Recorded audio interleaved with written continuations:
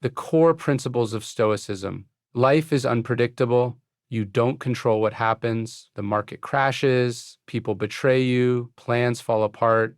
But here's the thing. You don't need control over events. You only need control over yourself. That's what Stoicism is about. Not just philosophy, but practice. Not words, but action. The Stoics, Marcus Aurelius, Seneca, Epictetus, didn't sit around debating ideas in a classroom. They lived them in the chaos of battlefields, in the face of exile, in the halls of power, and they thrived.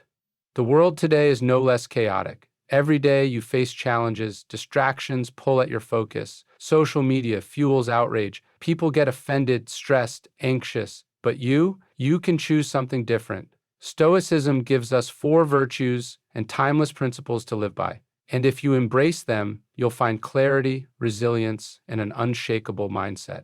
Let's break them down. The Stoics understood something fundamental about life. Most of what happens is outside our control. The weather, the economy, the opinions of others, the actions of people around us. None of these are truly ours to command. And yet so many of us waste time, energy, and peace of mind worrying about these very things. We let them dictate our emotions, define our days, and determine our happiness. But this is not how a Stoic approaches life. A Stoic recognizes that the only thing within their control is their own mind, how they think, how they react, how they choose to move forward. Imagine you're in traffic, running late for an important meeting, the cars in front of you aren't moving. Your frustration builds, you clench the steering wheel, you curse under your breath. But what has changed because of your anger? Has traffic moved faster? Have you arrived at your destination any sooner? No. The only thing that has changed is your state of mind. You have made yourself miserable over something you have no control over. A Stoic would recognize this and respond differently.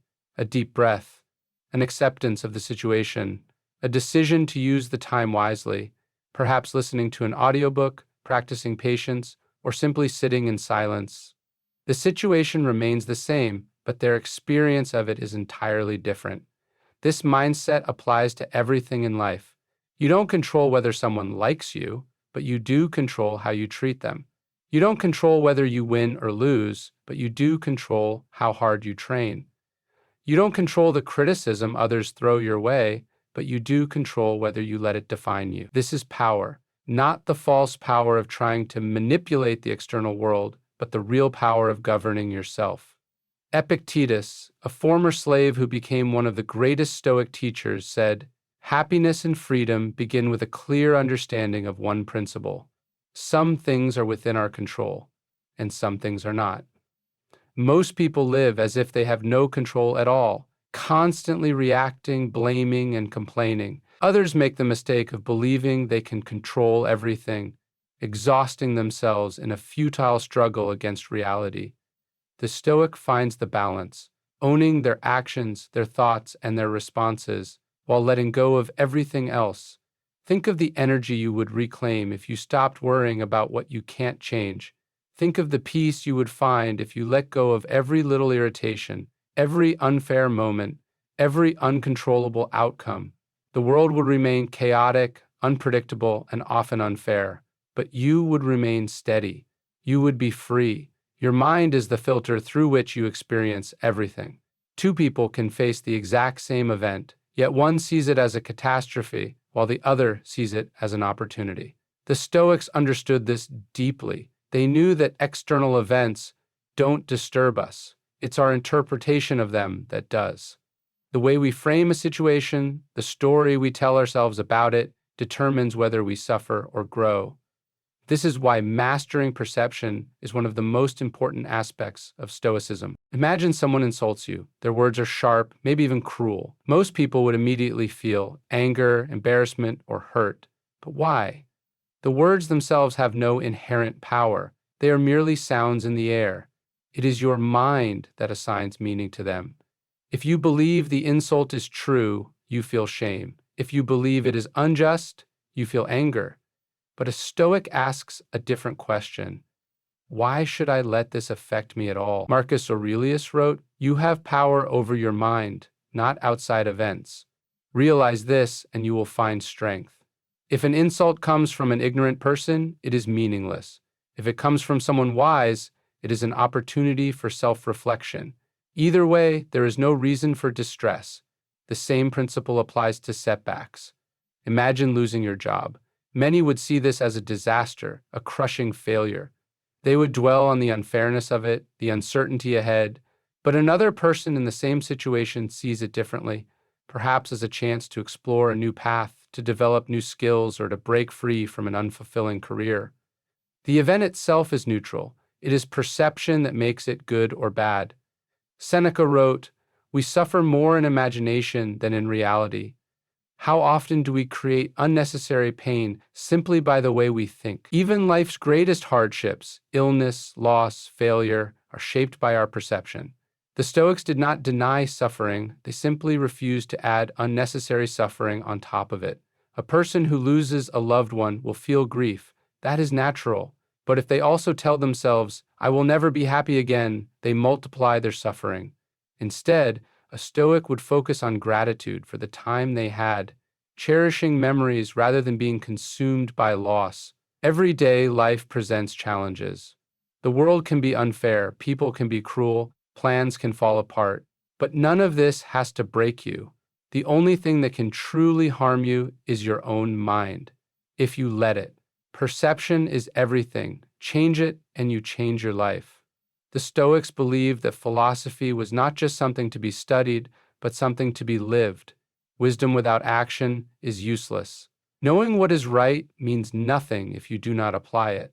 How many people read books about self-improvement, watch motivational videos, or make ambitious plans, yet never take the first step? How many wait for the perfect moment to begin, only to realize that moment never comes? The Stoics had no patience for inaction. They believed that the only way to grow, to improve, to achieve anything meaningful was through deliberate, consistent effort. Marcus Aurelius, one of the most powerful men in history, ruled an empire while constantly reminding himself of one simple truth: waste no more time arguing what a good man should be one. It is easy to discuss virtues, to debate ethics, to imagine the person you want to become, but none of it matters unless you live it. If you want to be strong, you must endure hardship. If you want to be disciplined, you must resist temptation. If you want to be wise, you must learn from experience. There is no shortcut, no substitute for action. Consider someone who wants to get in shape.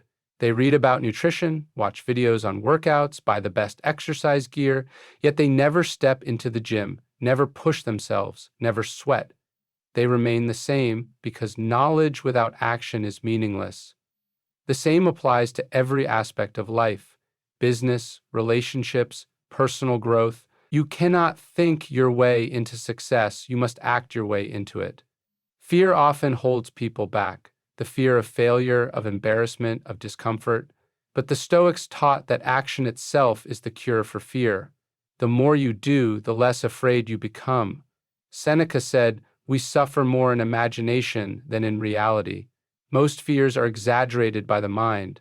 The only way to prove them wrong is to take action, to step forward despite uncertainty. The truth is, you will fail at times, you will make mistakes, but inaction guarantees nothing changes. The world does not reward intentions, it rewards effort.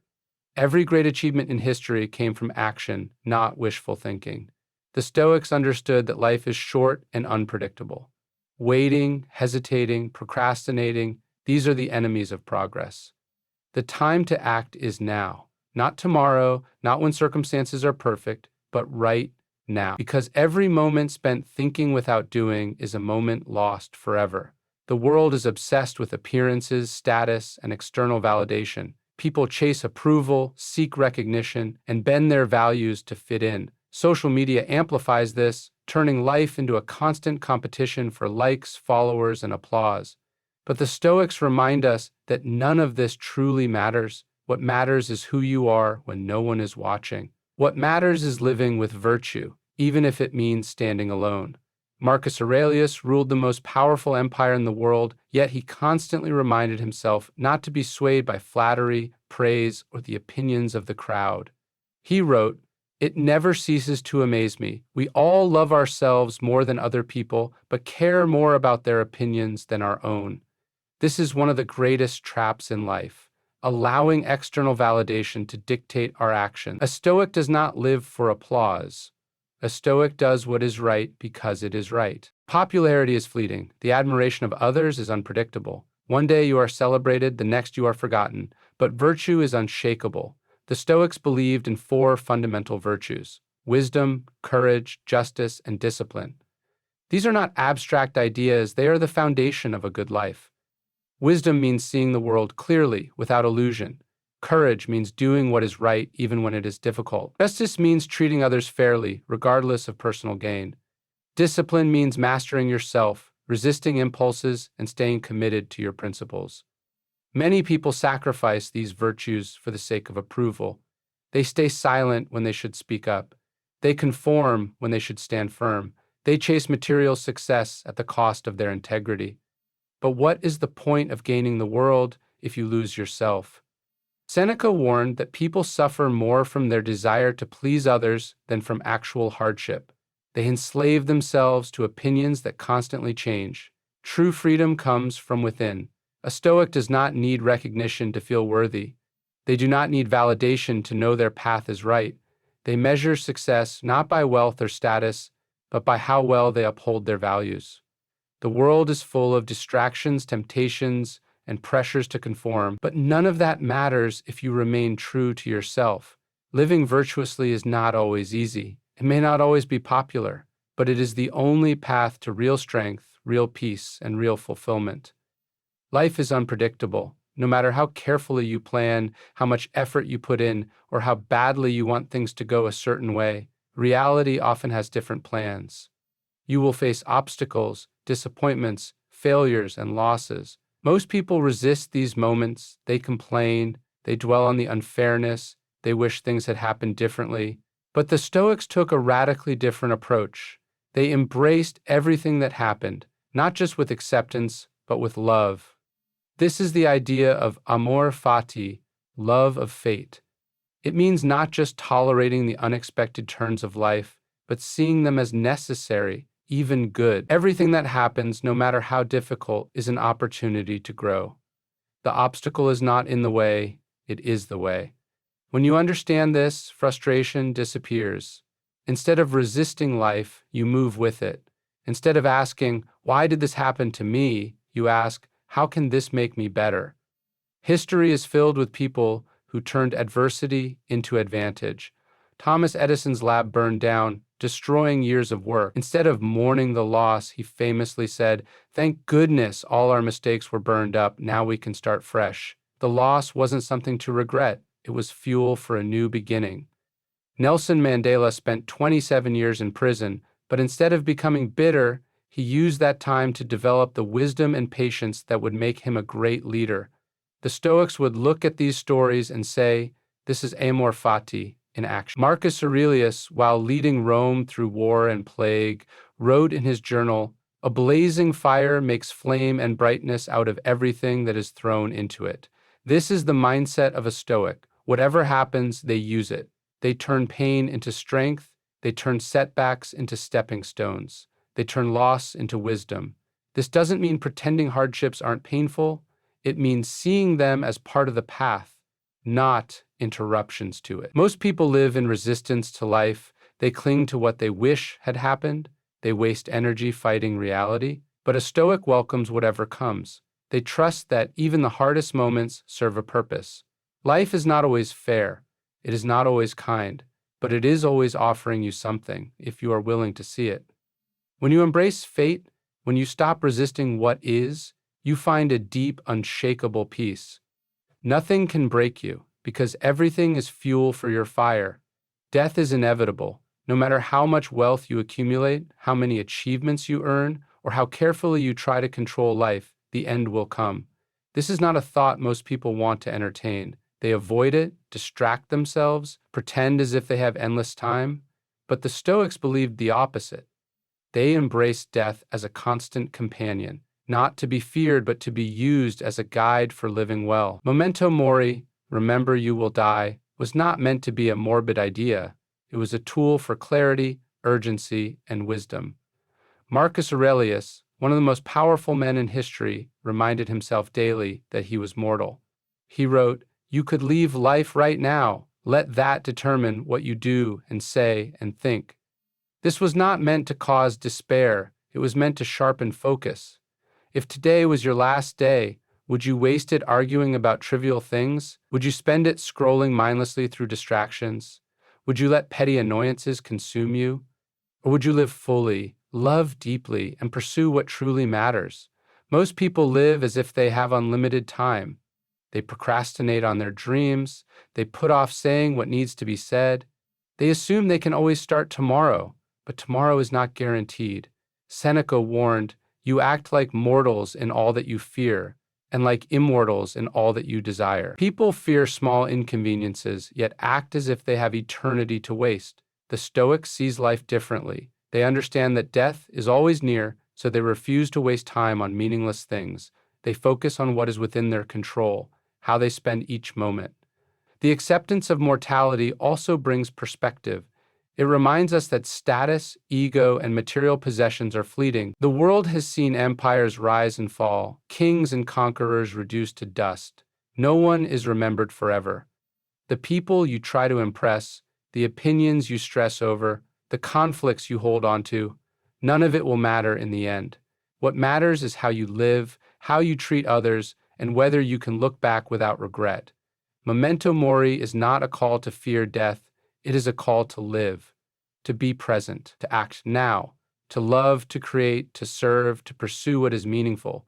Because one day, sooner than you think, your time will be up. And when that moment comes, the only thing that will matter is whether you truly lived while you had the chance. The world is noisy, chaotic, and full of distractions.